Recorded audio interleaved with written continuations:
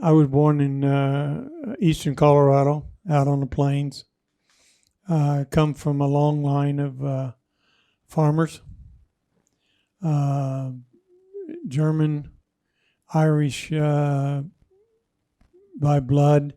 On my mother's side, Scottish, but they were all farmers. Lots of alcohol abuse, which is kind of natural with the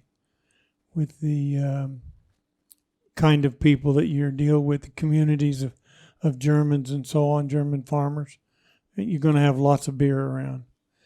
Um, and so you grow up with that kind of thing around you, and yet you don't see a lot of alcoholic abuse.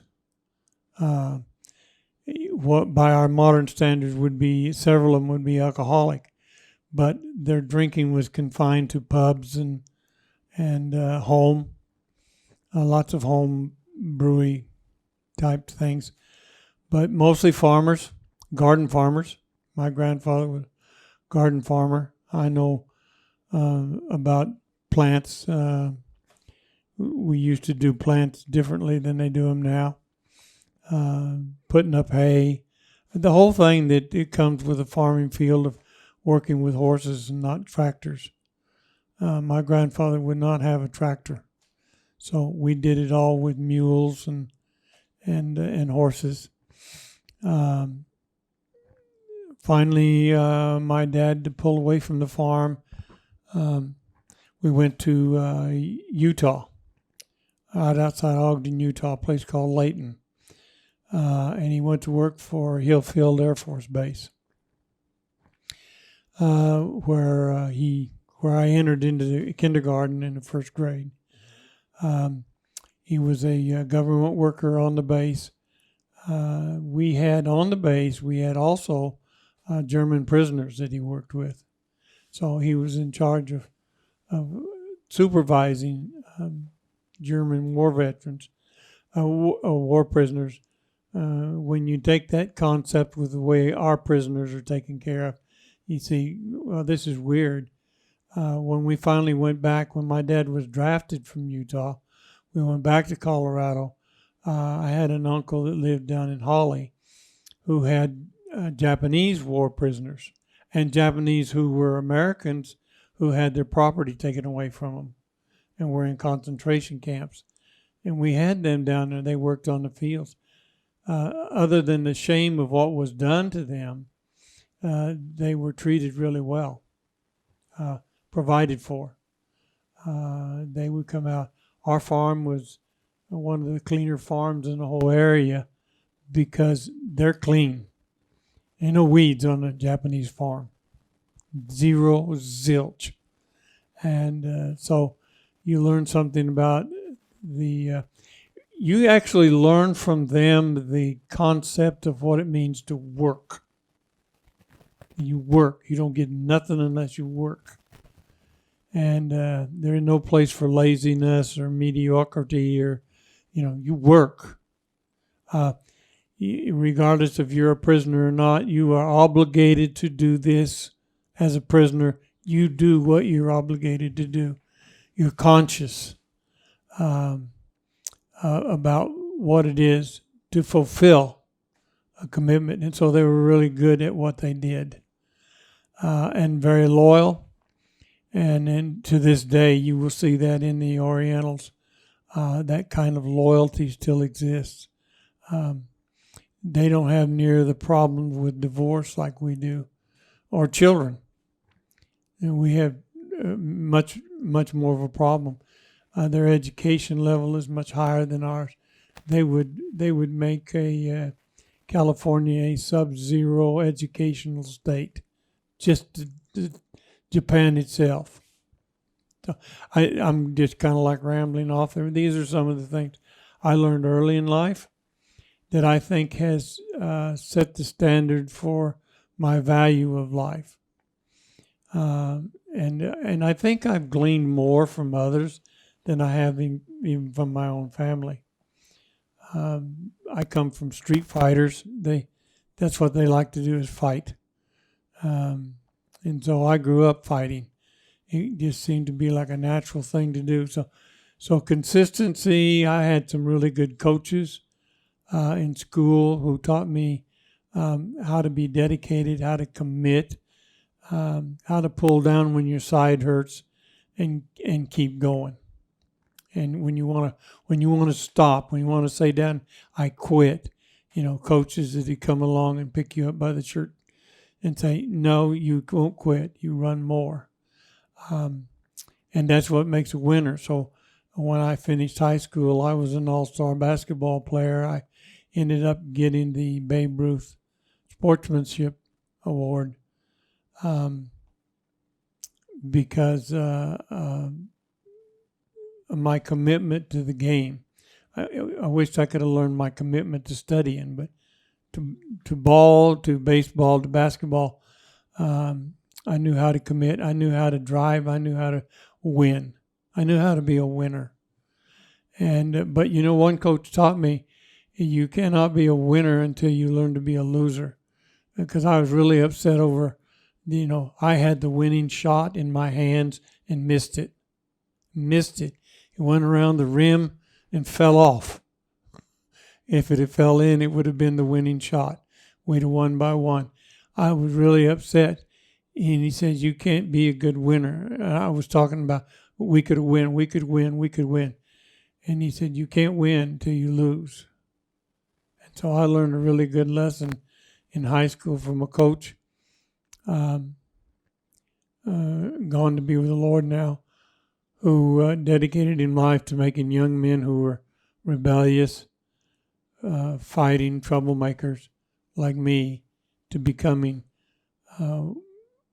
developing principles in life that would later develop into quality. And you reach back, into your life and you think, this is what got me ahead then. You hear the voice of a coach saying, you can't win this until you lose. You can't win. You don't know the value of winning until you're a loser.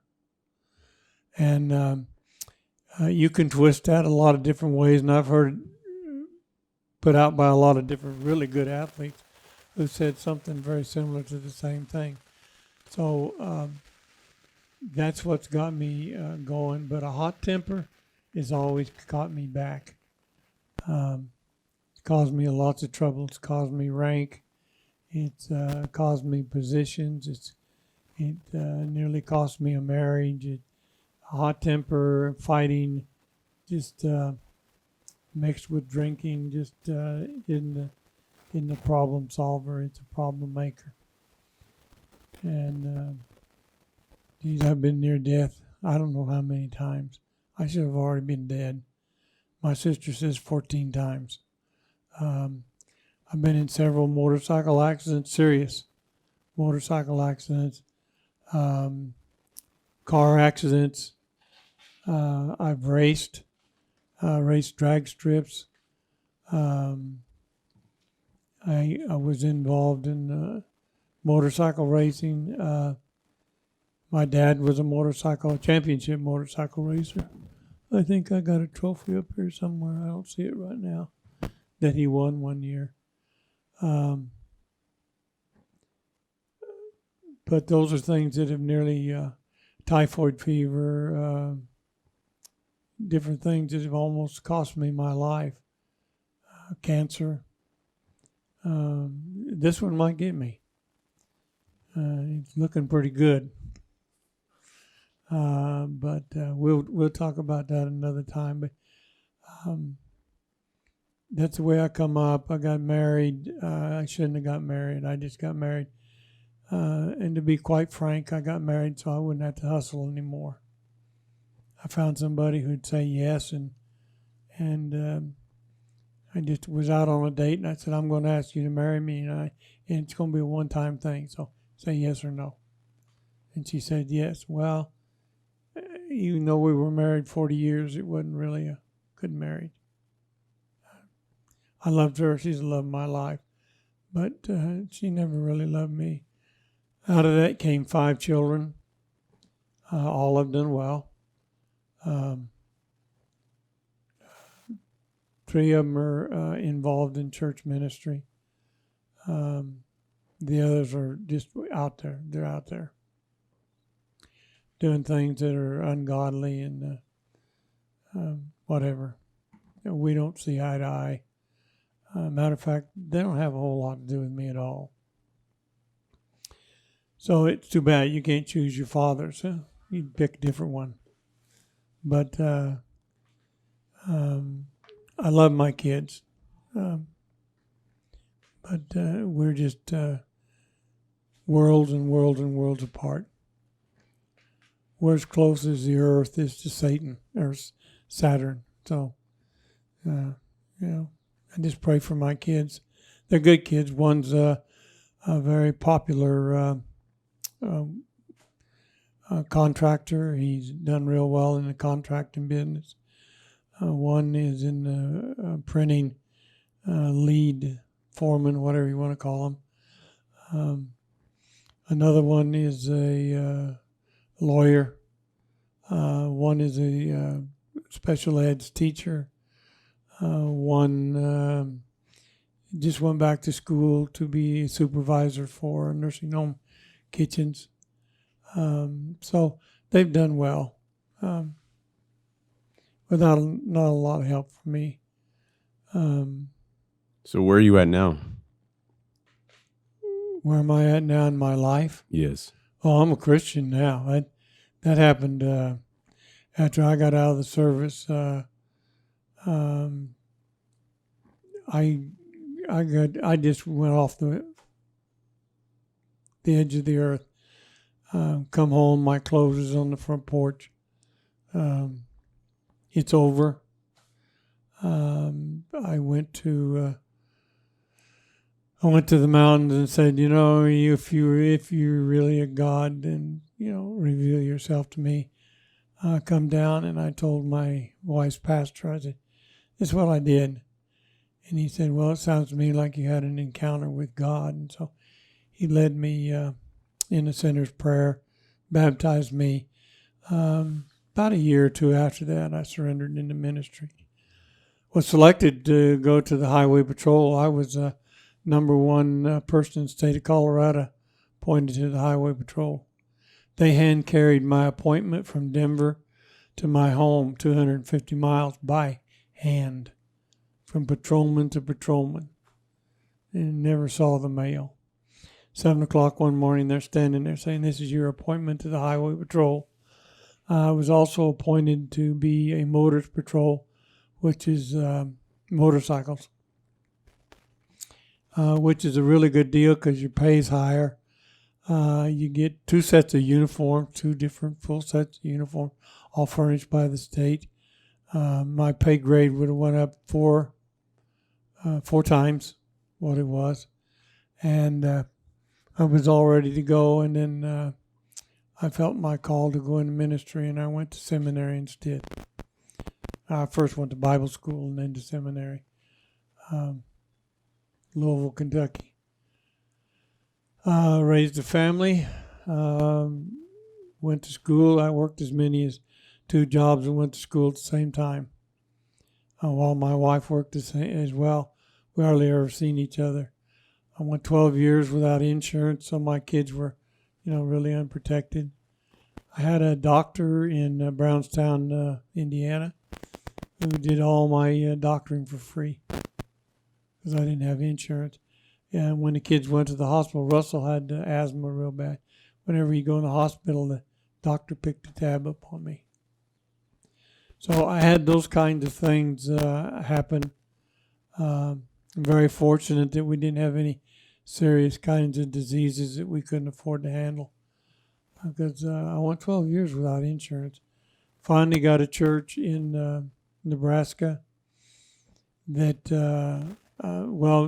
the churches I had in Indiana neither could afford retirement nor insurance, nor barely could afford pay. I worked going to school, drove a bus. I worked for Colonel Sanders' spice factory. At the same time, pastoring a church. And did that for 3 or 4 years. Went to Indianapolis. They were a poor church that we struggled with. It was a struggling ministry all the way. It was made up of a lot of people who had left another church, and so you just had the world's trouble. When I went into ministry, I was staunch against divorce, dead set against divorce. And while I was there, it come to my attention that I had a lot of divorced people in my church. And so I really prayed about it. It was like God talking to Peter and throwing out the sheet and saying, all this is good to eat. God did something similar to that to me and said, I love the divorcee. I hate the term divorce, but I love the divorcee. And you are to love the divorcee. And you're to minister and meet the needs of the divorcee. Because the divorcee is under your care. I put them under your authority as long as you're under my authority. That's where I get the term, being under the umbrella of God's authority. You can't be over something God put you over until you come under where he's at. And that's kind of the picture that he printed for me, that I had to come under his authority, that I was outside of his authority. I had to come under his authority. And when I come under his authority, I would recognize that these are church-going people, saved and redeemed, and they need to be needed a shepherd. And I was to be that shepherd, and I was to lead them. I don't know how successfully I was able to do that, but we did okay for about 4 years. And then we disagreed on policies, and I moved to Nebraska. I got involved in a church in Nebraska, big church, big, beautiful church. In interim time, though, before I got to church, I was hired onto a boys' ranch where troubled boys out of the courts, the Nebraska Boys Ranch. It was a working ranch, and you had 10 boys that you were responsible. You were their mom and dad, and we took care of them and saw to their school needs and everything. Did that for 3 years. What was a real learning process for me, and it was a good time for me to settle in. I got to finish up my seminary work, or part of it, before I went back to campus. But then in the meantime, I was taking the kids into church, and the church where I was going, their pastor left, and they hired me as an interim pastor, and then finally they hired me full-time pastor. I was there 4 years, 3 years or 4 years. Beautiful church, modeled after the Air Force Academy Chapel. Really fine people there. We grew and grew and grew. We had lots and lots of baptisms. I remember one time I said, well, if you get 120 in Vacation Bible School, you can pour water over me, 5 gallons of bucket of water over me. And that was a big deal, that we would work hard to drown the pastor. And they won, and I had to go to the city park in front of the public and sit there on a bench, and they come up with this 5 gallons of cold water to pour on me. But the men in the church had filled the bucket with ice. And so the water I got was ice water. Got a picture of that. You got to see that. Getting drenched in ice water. And I'll tell you, I couldn't breathe for a year. But we did well there until I went to Medlin. And it wasn't a Southern Baptist church. It was an American Baptist church. And they had what they called Hands Around the World, supporting the abortion, no abortions. And so you stood from one end of the city to the other end of the city on the main highway, both sides, hand to hand. People were touching hands. And I went down and stood in that line, and the deacons were offended by it. They said God allowed abortions, and so not for me not to do that anymore or resign from the church. Well, I had pretty much made up my mind that I was resigning. I began to start looking, and they come along. We had a lot of Masons in the church. They come along and they said, "Didn't I know something about the Masonic Lodge? Because I at one time was in it. I went all the way through, high as you can go, 32nd degree Mason." And so I know all the oaths and all the things and all the nonsense they go through. And they came to me and they said, "We're the Masonic Lodge. We're going to hold a service in your church." And I said, "No, you're not. Not going to do a pagan worship in my church." And they were offended by it. They made a big deal in the paper and everything about local pastor wouldn't allow the Masonic Lodge to do services in the church where he could only go to the cemetery. We weren't allowed to do their thing in the church, which is a pagan kind of a thing, worshiping God. And the Masonic Lodge has what they call a Masonic Bible. It primarily deals with King Solomon's time and the building of King Solomon's table and King Abiff and being raised from the dead. And so I wouldn't allow that kind of stuff. And that's what that's all about. It's kind of a reliving of resurrection, and I wouldn't allow it to happen. So a lot of the Masons in the church came out against me, and so then rumors start, and then this goes, and the next thing you know, you're resigned.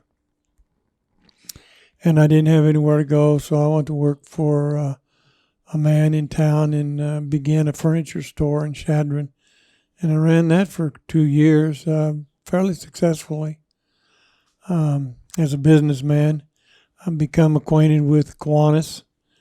Began to work with baseball teams. We had our own team. One year we won a championship and the district championship, and the next year we came in second in the tournament. So it was a fun time. I've been a Kiwanian for 25 years working with kids, underprivileged children around the world.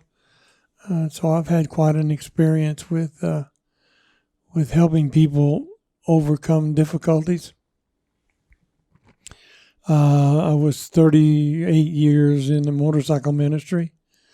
I still am associated with them. I'm the only lay evangelist in the world left, and they got a new title for them now. They call them approved speakers. But I was an evangelist. I did more than speak, but now they're just a speaker. And so I'm the only one of record. When I'm gone, there will be no more. But I'm kind of, a lot of people condemn me because I was a pastor, and I would go out and affiliate with gangs and rub shoulders with and listen to dirty language, and and I seen a lot of stuff that was unnatural and unchristian. But I seen a lot of people come to know the Lord through that ministry too. I made a difference. And then my legs went bad on me and I had to sell my bike. And so I still affiliate myself with the ministry. I meet with them, but I can't ride with them anymore or do the ministry. And it's changed. It is so changed. And it's not the ministry it used to be. It's not the evangelism. It's more pie and ride kind of a association. They don't go out and bump elbows with the Vagos and the Hells Angels and the Mongrels anymore. That's what we did, Eleanor and I. See, I met Eleanor 17 years ago in our church. Or we got married 17 years ago. We met 19 years ago. That's been the best union of my life. I get condemned a lot because my first wife left me. Who knows why? She's dead now. She passed away But I'm divorced and remarried. I'm just remarried now. But I really feel God put Eleanor in my life. We do so many things together. We're always together. And yet we have our own independence. Like today, she's gone to her thing with other women. And I go and do things with other men. But it has been a union that I feel like has been blessed and anointed of God. Do we disagree? Yeah, we disagree. Do we fight? No, we don't fight. We have intense moments of fellowship, but we thoroughly get along. We sit down and we agree. And if we can't agree, we agree that we'll disagree tomorrow. But a lot of things, I've got a big world of adventure and laid out there. Time in the service was a lonesome time for me. My first wife had left me, didn't talk to me for 2 years. I didn't even know what was going on. Didn't even get pictures or anything from my daughters. I didn't know what was going on with them. Nothing. Zero. Zilch. And then finally, when I was ready to re-enlist and go into helicopter school, why she wanted to get back together, and we did. Because it was the right thing to do, although it wasn't the right thing to do. It was up and down, up and down. But we had good times. 40 years. Something magic was happening there somewhere. And 3 more kids was magic. They're the best thing we did. Of all the things we did in marriage besides fight, we got 3 great kids. 5 great kids. 3 great boys that have done really well. So, I just think that this has been God orchestrated. Many of my seminarians and fellow pastors, they sincerely disagree with me, but I make a difference. I feel like in lives, I have made a difference. I've been plagued with diseases. Oh my gosh. Cancer, diabetes, a bad heart, a bladder that's failed, kidneys that are compromised. I got one leg that swells up like an elephant. Now I've got terminal cancer. So, sometimes I sit and think, I'm going to quit today. I'm just going to sit here and tell God to come get me. But I don't. I get up and go out and work in the yard or work in my shop or go do a Bible study. I don't, but the thought is there. Sometimes I just I'm going to quit today. This is it. The pain is too much. And then when I take pain pills, I'm sleepy, can't do nothing, don't know what I'm doing. Shouldn't be around my saws for sure. And so I think, I'm just going to quit. I'm not going to do this no more. And then I go down, I'm going to tell the oncologist, I'm going to tell him off. And I start telling him off. And I say, I'm done. And he says, okay. You're going to go in the infusion? Yeah, I'm going in. So I go in anyway. So, So you're saying that you throw a brief tantrum? That's a good, a brief tantrum. Yeah. All right, go ahead. And I would never went back to school. I had arrived. I had done better than my dad, my grandfather, my uncles, anybody. I had arrived. I had bucks. And you said you were just in case we missed that, you said you were working at a steel mill, making steel mill. $3.75 an hour, whereas your father was making $1.75. Wow. Yeah, I was making $3.50, Okay. and And this was at what age? I was 18, because I could play basketball because it was over in January when I did go back to my senior year, but I couldn't play baseball because I was 18, and I had started the year at 18. I was already in basketball, so they had to leave me in the league even into the fall. So I got to finish the basketball season, but I couldn't play baseball my senior year because I was 18. So I was 18, and I wasn't going to go back to school. I was 17 when I was at the steel mill, and that was pretty good money for the average wage then was 50 cents an hour. Wow. Yeah. And gas was 13 cents a gallon. About what year was that?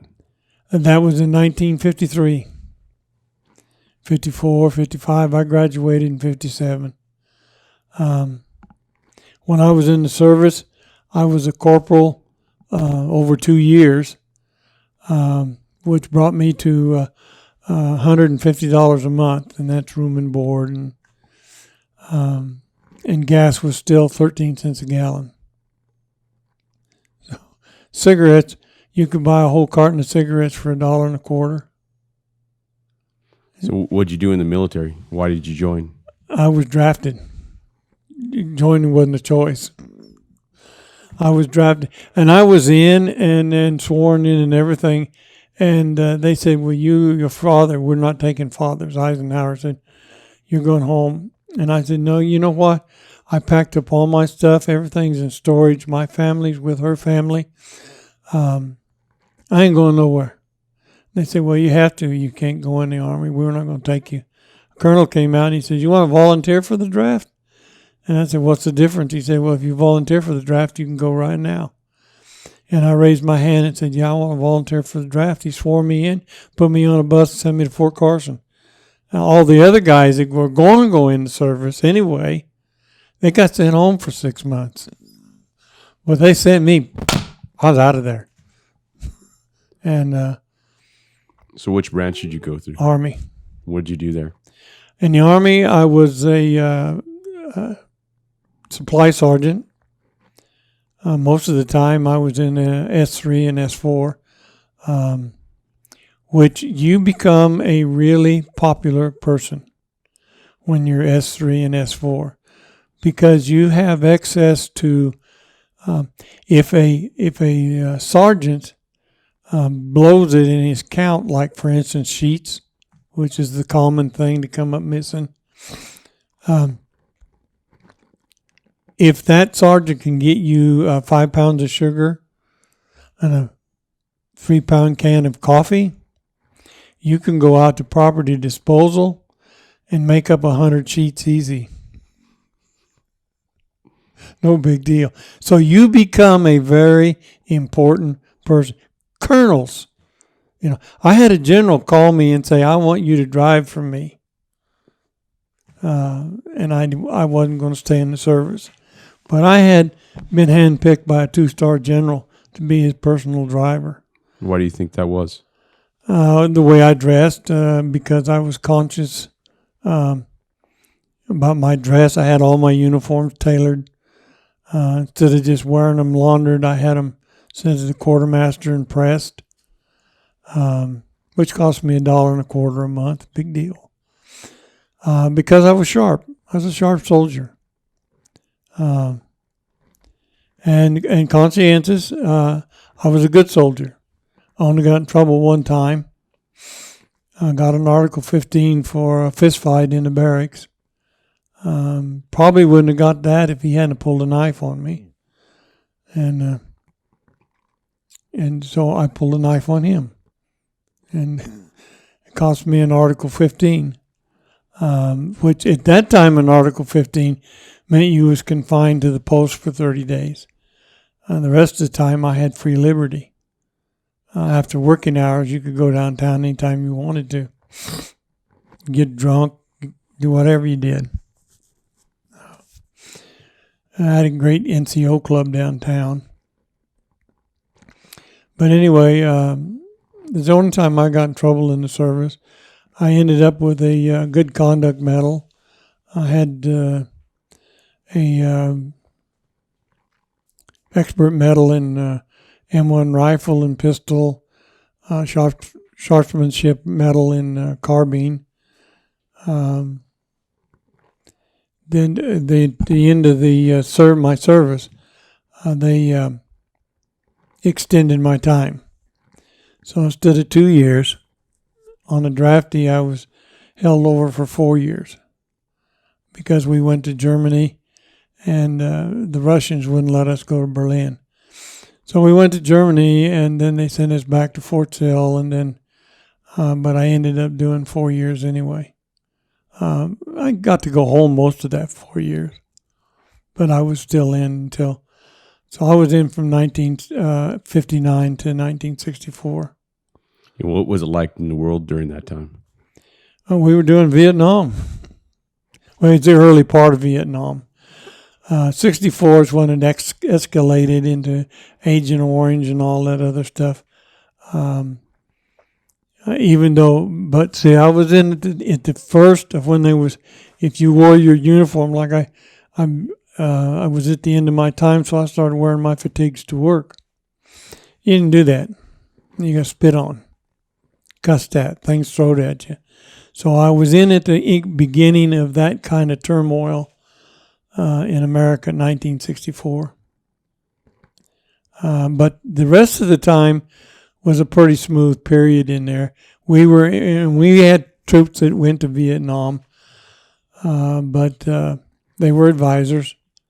We had several come out of our area. We had one plane go down, and none of them ever got to Vietnam, and they don't know where they're at, even to this day. So what led you? Do you believe what led to you, or to the mindset of America to tolerate that sort of treatment to the military? Mad. You're mad. They just recently forgiven us, or asked for our forgiveness. Jane Fonda hasn't, but there were several movie actors who, I have no use for movie actors. Jane Fonda, number one, who sold us out in Hanoi Hilton. I got buddies that are dead as a result of Vietnam. I feel guilty. They treat me for PSDT, whatever it is, post-traumatic, because I feel like I should have been there. And I can't get past the fact they didn't make it. Harold and I learned to crawl together on the floor. I died of Agent Orange. So as far as a nation, what I'm getting at is what led to develop that mindset whereby it was tolerated to spit and deride the nation's troops. I wished I had an answer for that. They were, and they ran off to Canada. They wouldn't accept going to the draft. They're making a hero out of Muhammad Ali, who denounced the war, refused to go, served 5 years in the penitentiary for not going, got his championship back, became a world hero, now is renowned as God himself. I have some resentments about that. I could imagine. I actually saw something on a military blog this morning that compared Muhammad Ali to Elvis Presley, and it had it in the same context that you presented it, essentially saying that he never fled the draft.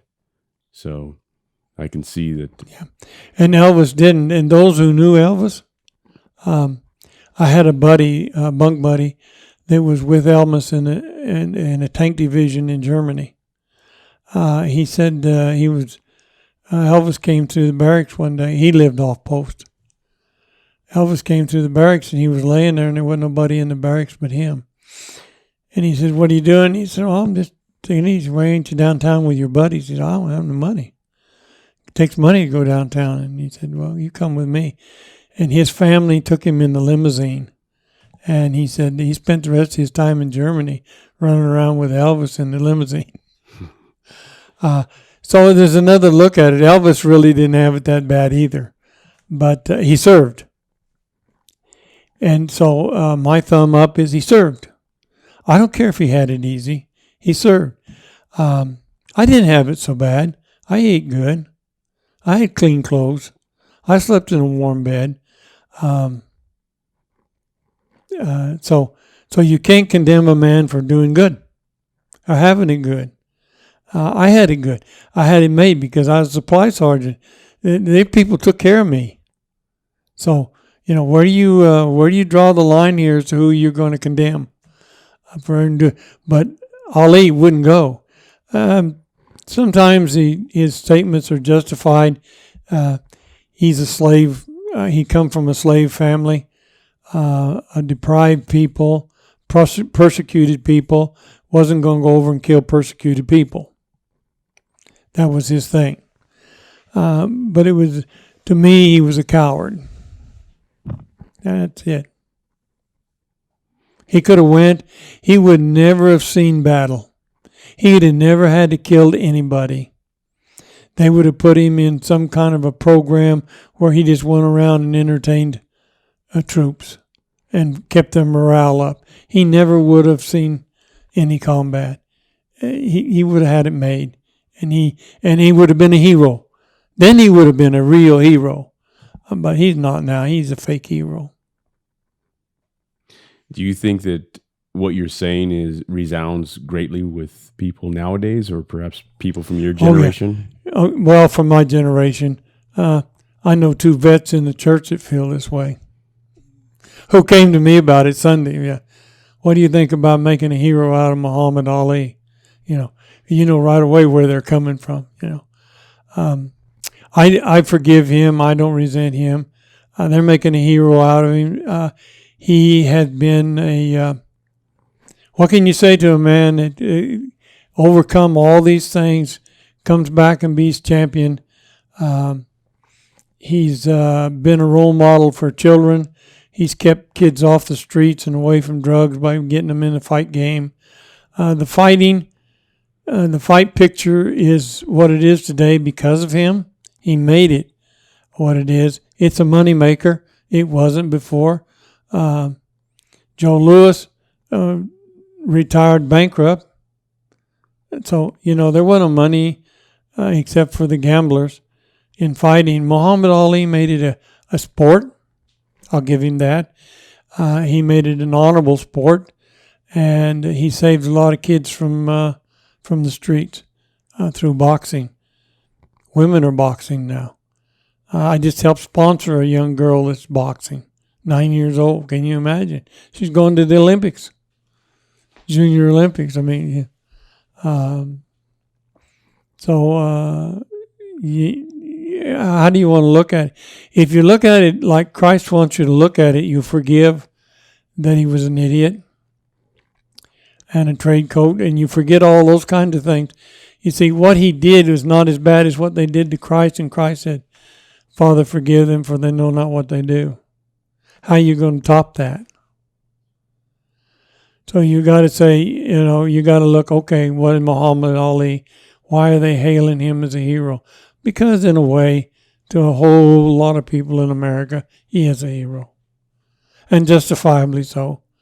Not to me, but he is a hero to others. And the attention he's getting now is justified. He made it what it is. Without him, boxing would not be what it is today. So you think that stems from the leadership of the nation, though, that such things were permissible? No, the leadership of this nation has never cared one thing about the military or what it does or what it doesn't do. They even let the one who went to Canada come back without charges of treason. I don't remember which, Clinton, I think it was. Let them all come back. Or was it Carter? Maybe it was Carter. I don't remember. But let them all come back. You know, the nation, our nation doesn't care about the military. This president doesn't care a thing about the military. He'd like to do away with it. I hope this doesn't go on the radio. Pardon me? I hope this doesn't go on the radio. No. So what would you say, like you mentioned you sponsored a young girl, 9-year-old girl for boxing. Tell me about that. She's a Girl Scout. And we, in Kiwanis, we have a woman who is a Girl Scout leader. So I involve myself around a lot of people who work with children and help children be better than they are, and drag them away from the drugs and the alcohol and the gangs and stuff like that. It's not working real well because we lose a lot of kids innocently to drive-by shootings and this kind of stuff. But still, we're winning the battle in the trench of getting kids out of that. And it takes a different kind of mindset.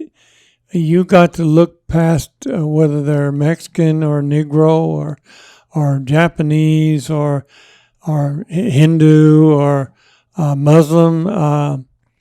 You got to, Christ said to go to the world.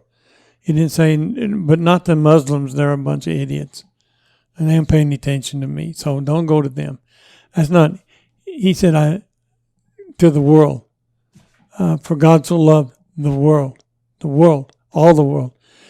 And so when we operate as Christians, whether we do it through the church, and we do an excellent job through the church, when we are in activities outside the church, and sometimes I get condemned for this, but I put as much energy into what I do outside the church as I do what I do inside the church. When it has to do with helping children, then I'm there to help them. And I painted many businesses. I've put up playgrounds. I picked up trash along the highway, all for funding for kids to do something better with their life. For leadership programs in Kiwanis, we train some of the best leaders that go into leadership into the business world. Come out of our Kiwanis program. So I'm pretty proud of the fact that I've worked with that. So to answer your question, whenever you involve yourself with someone like that, it makes you feel good that you've been able to at least attribute to. I have no talent. I can fight, but I have no talent to box.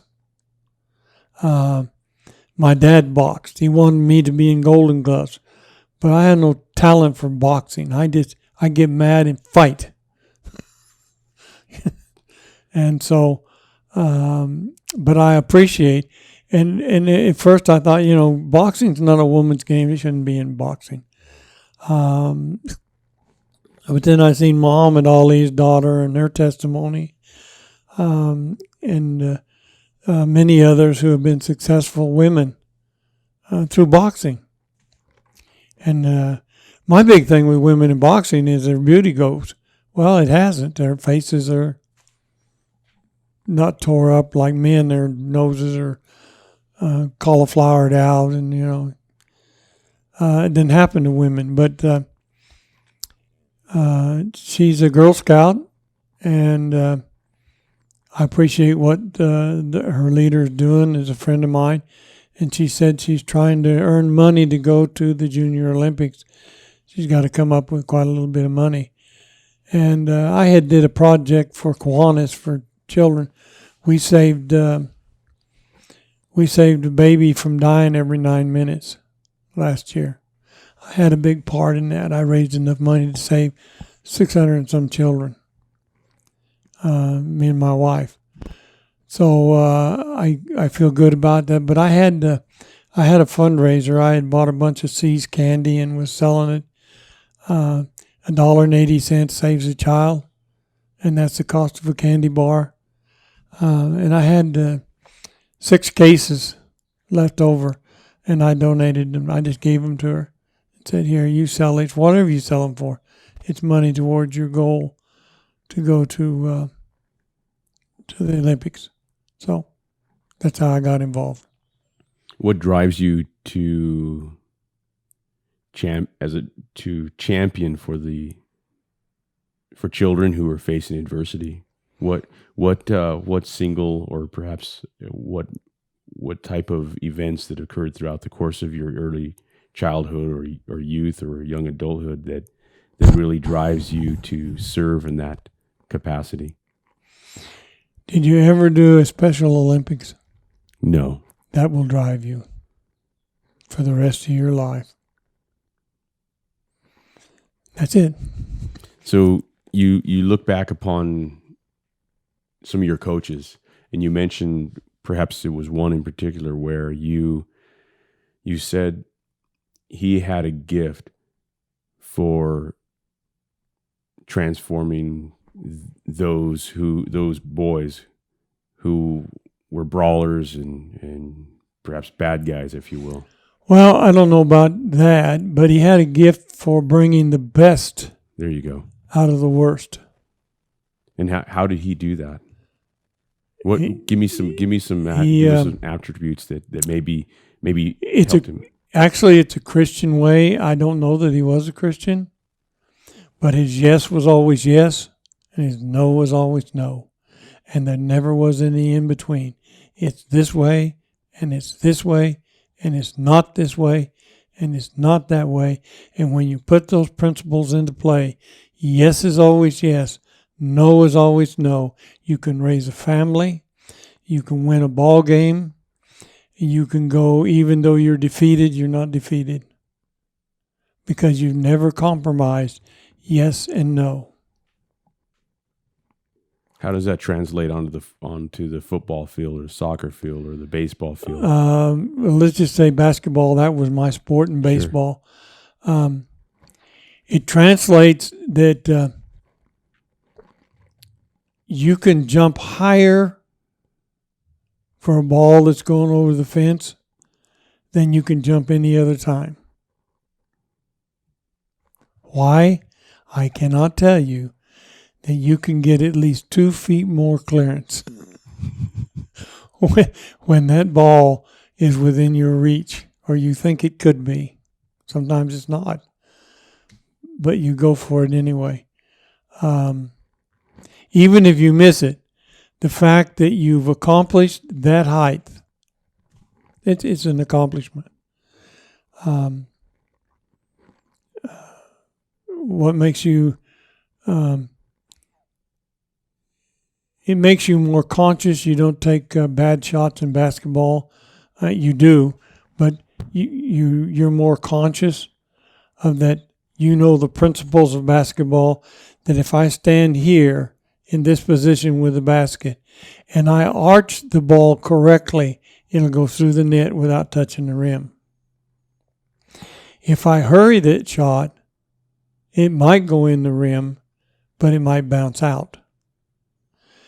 If I just throw it up there and hope, then I just well close my eyes and hope.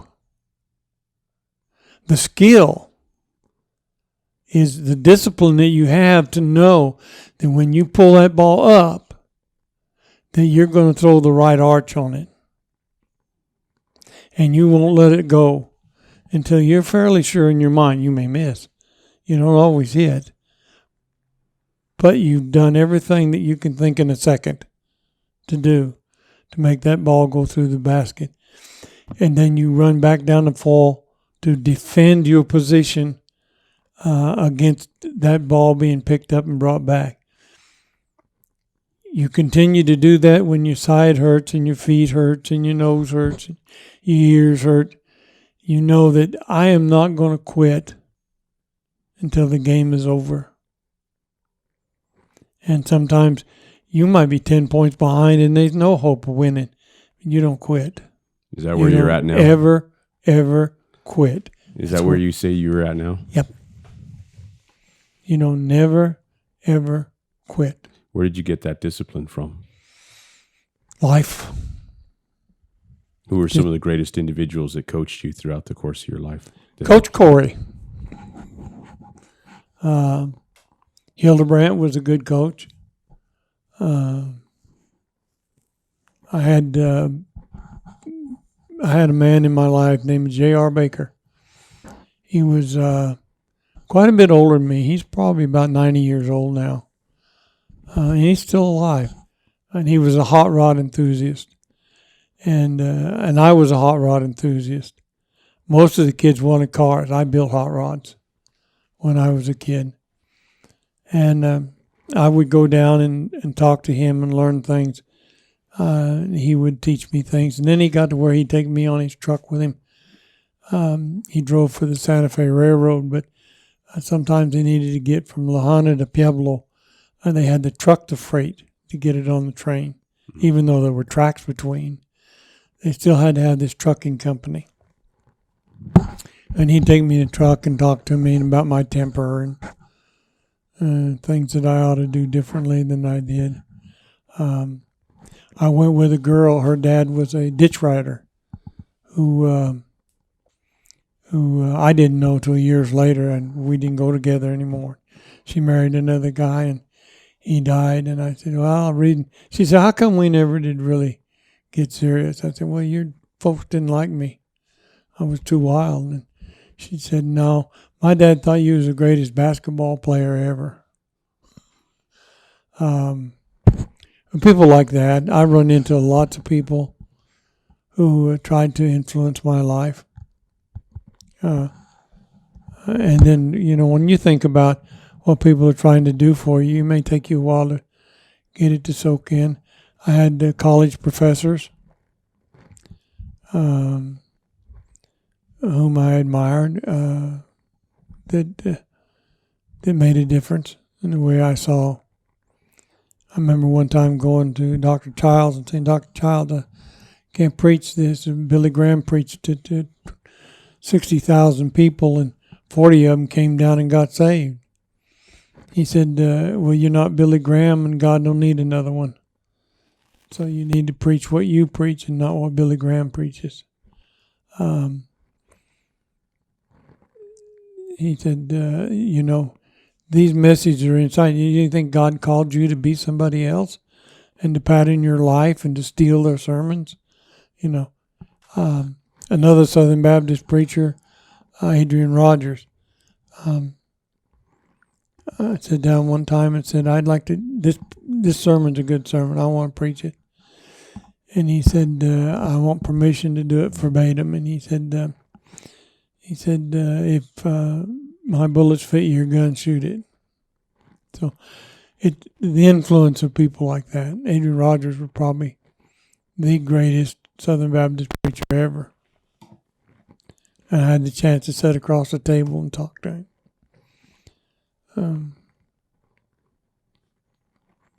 The privilege of calling and talking to him if I wanted to. So those are people who influenced. Billy Graham influenced my life. When I was with Billy Graham in the Crusades, so I worked with him. And you need to do that sometimes to see what really goes on behind the scenes. I remember one time he came in and talked to all the pastors working in assembly, and he got up and he was talking to us, and he said, you guys need to pray for me. I'm going into the auditorium tonight, or the field. I don't know what I'm going to say. I'm not prepared. And I'm sitting there saying, yes! Even the great Billy Graham can be unprepared. But, that's inspirational to know that when you set somebody up here, that person has the ability to fall. Billy Graham never did fall much. We are. I read in the paper this morning, Southern Baptists have lost 250,000 members this last year.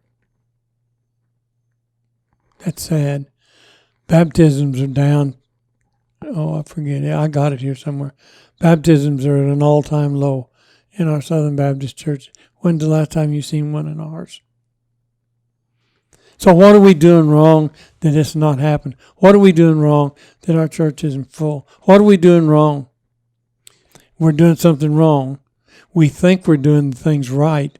We're building a soccer field. We're building a skateboard thing. We're doing these things to attract what? Are we attracting them? Are they getting saved? We haven't given it a chance yet. I don't know. I'm skeptical, but I'm supportive. But I don't think you can play with the devil's toys and win his children into the camp of Christ. So you say we're compromised. How so? Oh, big time. I think we're so compromised. Our music is compromised. Our just our way we do things is compromised. And I'm just an old-fashioned retired preacher. I think preachers ought to dress up. It bothers me when they don't at least polish their shoes. You know, I'm going to get in a lot of trouble here, but I just don't think the church is where it needs to be. I think it's a long ways away. You know, from perhaps where it needs to be. Perhaps we can give that some more consideration and maybe have another sit down and examine that a little more, because I think it is important. You know, the Bible talks about not removing ancient markers, and I believe that those markers are not always just edifices or tributes to things or to people, but also people. And I think those ancient markers are individuals who once stood in a certain fashion that maybe not standing in the same way today. So perhaps that is a tribute or a parallel to your compromise. Well, it might be. I just believe that to be the church that we need to be, and I'm not talking about a building, to make a difference in a society that's so embedded in darkness that the best flashlights made today can't penetrate. Then we have to be the penetrating light that penetrates that darkness and opens up the hearts of unbelievers.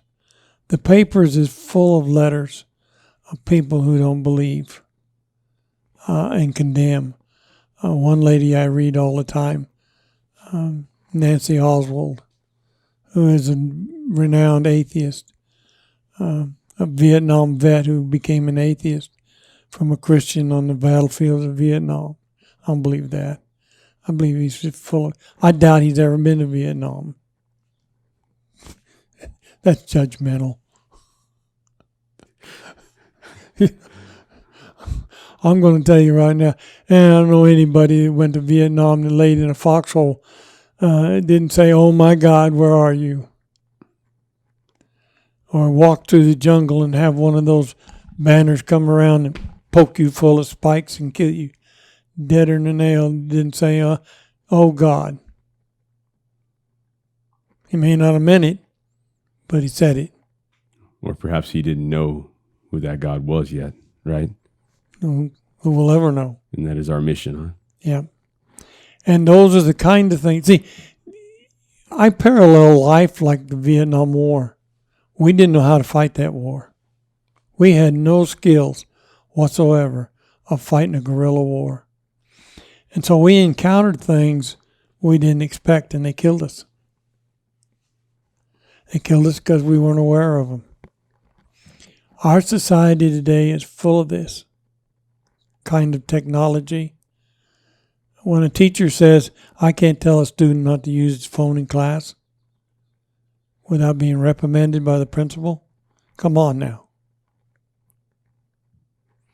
Something's wrong with our society. When we prepare our teachers for death in a classroom from shooters, they got things in their classrooms now that coagulate the blood. So that if a child gets shot, you put this sponge on, and it stops the bleeding so much. stretchers that roll out and can be dragged across the gravel to get them into safety. What are we teaching teachers to do this for? Are we in guerrilla war in our own America? You know, why are we doing this? Why aren't we teaching how to write? We don't teach how to write. They don't teach how to write. They teach a arithmetic that's a foreign language. Even the kids don't understand it. Most of the teachers don't understand it. And so why? What happened to 1, 2, 3, ABC? What happened to penmanship? You know. Yes. So I think the world is moved this direction, and the church felt like it needed to move with it to stay tuned with it. In other words, we can't let the world outreach us. So we got to reach with the world so that we can gain from the world. I think the idea is that we can change the world by, some of the music today is just modified rock and roll music put into praise things. They're all right, but a lot of times we sit there and lie. We don't read the music we're actually spitting out. Think about it. I surrender all. Who surrenders all? Who do you know surrenders all? You can't no name. one I know. You can't name them. But we'll stand in church. 250 of us stand up with our hands in the air. I surrender all. All to you I owe. Here we are. And yet somebody will come down the aisle to get saved, and not one person will clap.